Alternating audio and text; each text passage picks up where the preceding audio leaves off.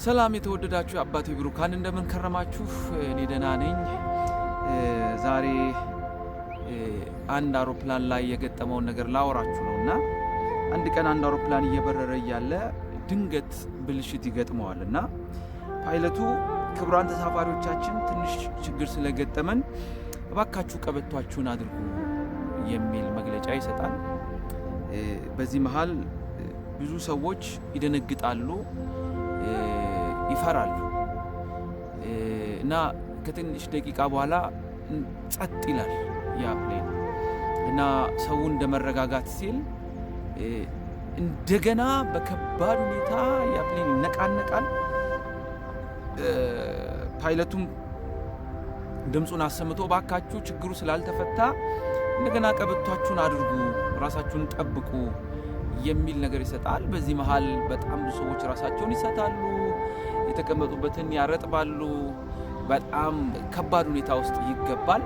በዚህ መሃል አንዲት ታዳጊ ልጅ ሄድፎን ጭንቅላቷ ላይ አድርጋ ከሙዚቃ ጋር ትደንሳለች እና በእሷ ትይዩ ያለ አንድ አባት እቺ ልጅማ ወይ መስማት የተሳናት ናት ወይ ስለተፈጠረው ነገር ምንም የምታውቀው ነገር የለም ይላል እና በዚህ መሃል እንደ መረጋጋት ብሎ ለሶስተኛ ጊዜ ፕሌኑ በቃ ከቁጥጥር ውጪ ይሆናል እና በዚህ መሃል ብዙዎች ራሳቸውን ይስታሉ፣ ወደ ላይም ወደ ታችም ይላሉ።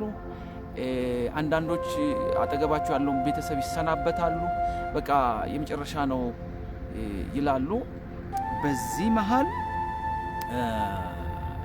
እቺ ልጅ አሁንም ሄድፎን እንዳደረገች እግሯን እየመታች ጭንቅላቷን እየነቀነቀች ትደንሳለች። ያም ሰውዬ ሰረቅ እያረጋ ያያታል።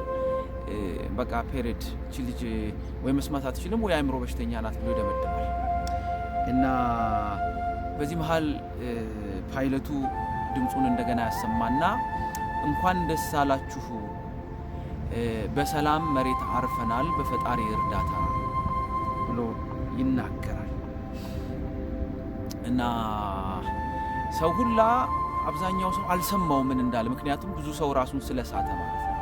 ምክንያቱም ከፕሌን ላይ የሚደርስ አደጋ 0.00 ምናምን ነው የመትረፍ እድሉና ኦልሞስት እንደሞቱ አድርገው የቆጠሩ ራሳቸውን ንስሐ የገቡ ባላቸው ሃይማኖት ሁሉ ራሳቸውን ያዘጋጁ ሰዎች ነበሩና ሰው ሁላ ከወጣ በኋላ ይሄ ሰው እችን ወጣት ልጅ ሮጦ ይዛትና ምንድነው የተፈጠረው ነገር አልገባሽም ወይ? እየሆነ የነበረው ነገር አልገባሽም ወይ? አይ ገብቶኛል፣ ይሄ ሁላ ሰው እንደዚህ ሲሆን ራሱን ሲስት ምንም አታቂም ስላት አቃለው እና ምንድን ያረጋጋሽ ሲላት ፓይለቱ አባቴ ነው፣ እሱ ደግሞ እናቴ ጋር እንደሚወስደኝ ቃል ገብቶልኛል። በጣም ብዙ ጊዜ ቃል ገብቶልኝ ያልፈጸመው ነገር የለም። ዛሬም እናቴ ጋር እንደሚያደርሰኝ የገባውን ኪዳን እንደሚፈጽም አውቃለሁ። ለዛን የተረጋጋሁት በአባቴ በጣም ኮንፊደንስ አለኝ አለችው።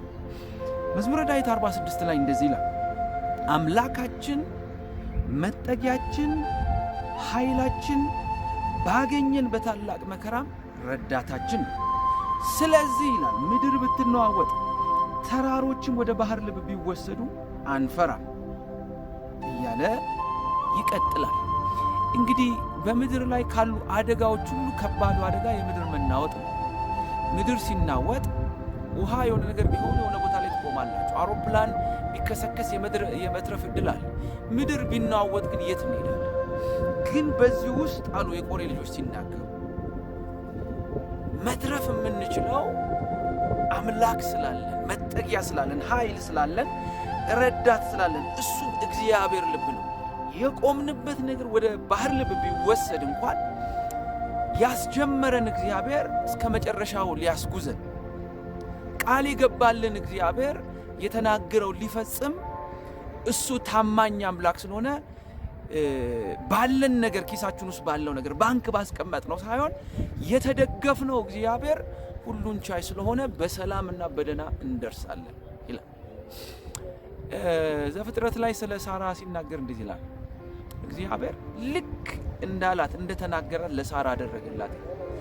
ዛሬ እግዚአብሔር ብዙ የተስፋ ቃል ገብቶላችሁ ያላችሁበት ሲቹዌሽን እና እግዚአብሔር ያላችሁ ነገር የተዛባባችሁ እንዲህ ብሎኛል ትንቢት እንደዚህ መጥቷል ቃሉ እንደዚህ ይላል ግን ማልፍበት ነገር ከባድ ነው አይመስልም ሊፈጸም የምትሉ ሰዎች አባታችሁ የተናገራችሁን ነገር ያደርጋል። እግዚአብሔር ታማኝ አምላክ ነው። ከናንተ የሚጠበቀው እሱን መጠበቅ ነው። ስለዚህ እግዚአብሔር እጅ ላይ የተደገፈ ሰው እግዚአብሔር እጅ ላይ የተማመነ ሰው በሰላም ይደርሳል። እግዚአብሔር ያለውን ያደርግለታል። ስለዚህ በእግዚአብሔር መታመን ይሆንልን። እቺ ልጅ በስጋዊ አባቷ ያውም አየር ላይ ባለ ፓይለት ምንም ቢከሰከስ ምንም ሊተርፍ በማይችል አባቷ ከዚህ በፊት አምኛው አድርሶኛል ብላ ከተማመነች እኛ ደግሞ ሰማይና ምድርን የፈጠረ የሌለን ነገር ወደ መኖር ያመጣ ሁሉን ማድረግ የሚችል የሞተን ያስነሳ እግዚአብሔር ዛሬም ታማኝ ነውና በሱ ላይ መታመን ይሆንልን። እንደ ቆሬ ልጆች አምላካችን ነው፣ መጠጊያችን ነው፣ ኃይላችን ነው። ባገኘን መከራ ባገኘን በየትኛውም ሲቹዌሽን ውስጥ በገባንበት ሰው አይችልም፣ ገንዘብ አይችልም፣ ጊዜው አልቋል በተባለ ነገር ላይ እግዚአብሔር ፈጥኖ የተናገራችሁን ነገር ያደርጋልና በእግዚአብሔር መደገፍ ይሁንላችሁ።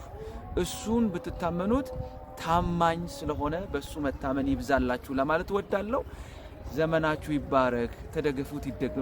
እውነተኛ መደገፊያ ነው። ታመኑት። እውነተኛ መታመኛ ነው። ጌታ ኢየሱስ ዘመናችሁን ይባርክ።